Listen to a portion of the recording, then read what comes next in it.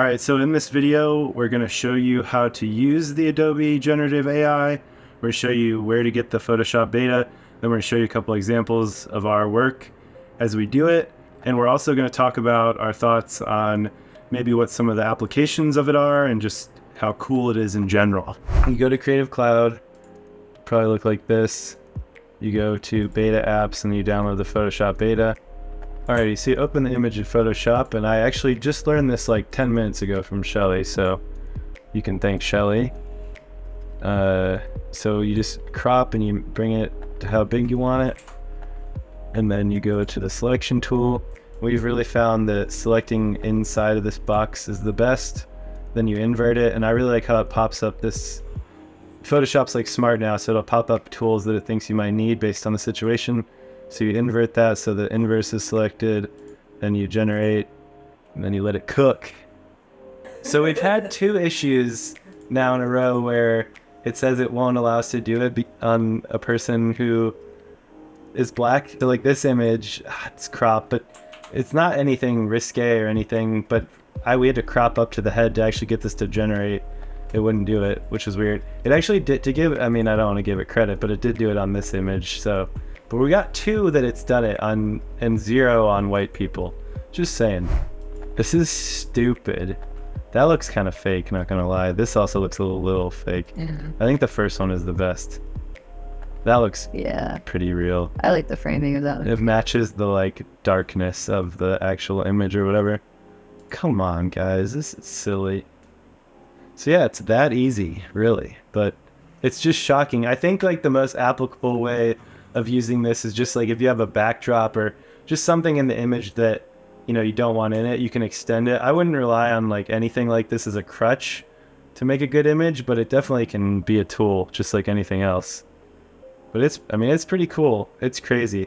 And earlier I'll show a clip, but I zoomed in. You can see that like it doesn't really match the grain structure on like grainier photos, at least the one I was showing in that one. So that's maybe something they'll improve as it goes on. What's cool about all this AI stuff is it kind of takes away some of the just more complicated work and like barrier to entry. So for instance, I'm recording this on our camera and I'm going to use the AI tool to make the audio better. And it's just like, I don't have to go grab a mic or like record it into a mic, even though I could, but I can just rely on some of these tools to just kind of be more free flowing with the creative process instead of having to focus and like get other gear out. It's just like being a little lazy, but it's cool. All this is showing me is I haven't taken a lot of photos recently. Yeah. That's really what it's showing me. So I'm working on like a PC with some like a Ryzen Threadripper and a 3080, so it's cranking through these pretty fast. Shelly's on the MacBook. It's still decently fast, I would say, right? It's not like the best thing on earth, but so you're able to do it on like, a little bit of older hardware. It just might take a second. That didn't work. No. I think it's very confused as to where she's at. That's actually not bad. That's not bad. It's doing some like weird vignette thing. I know that it was like already started doing that in the image, but yeah, I think I like that. Mm-hmm. It's just a little kooky bananas. Yeah. I think this one's like my favorite one. Mm-hmm. I just like the extra. Maybe this is the best one. It's pretty sick. Yeah. I just love that photo. The way it extended the shadow is cool too. It's pretty smart. This one is alright. It's just like a little bit of this. This just comes off as fake to me. Yeah. It just like looks like a weird texture thing. It's alright. This one's also pretty good. Mm-hmm.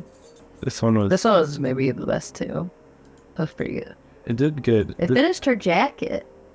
Oh, did it? Yeah. Oh, that's funny. It's also like a little jank. This is like not realistic, whatever's going on there, but it's cool. Her hand's a little funky, but... The pants I find the pants funny. It also like made a red door. Do you see that? They like made a like thing with a red door. What's happening there? It's pretty fun. It's like I don't have to draw the rest of the jacket if I just put like a door of a car.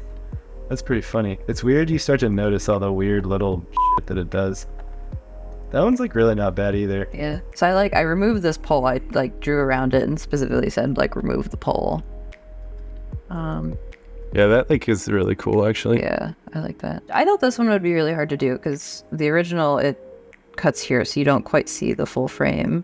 So yeah, I figured it out. Yeah, I thought that was really good, and I like that it knew to like end the plant here. Like I don't know, it's just smart. Smarter than me. It's crazy. I mean, I could never know that. Literally. I could never tell that it's not real. No. That's insane. And this is nice. This is one of my favorite images that I've taken, and it's cool to see it. Extend-o-matic. Yeah, this is an image that I always liked, but it was off center, and it really bothered me because I didn't want to crop in more because I still wanted to keep. So this is, Damn, it's way better too. It's yeah, crazy. I love it. And it like gave the truck some rust and stuff. It's crazy. And if I was being really like specific, I would go in. I would open this this in Photoshop and like kind of fill in a little bit. Sure. It looks, Just for the proof of concept, it's cool. looks pretty damn good. All right, so that's the generative AI. It's really crazy. It's just in beta, so it's only going to get better, Yeah. which is scary. But like kind of like what we were saying before, I'll say what I think. I think it's just a tool that you can use. I wouldn't rely on it, just like any of these tools.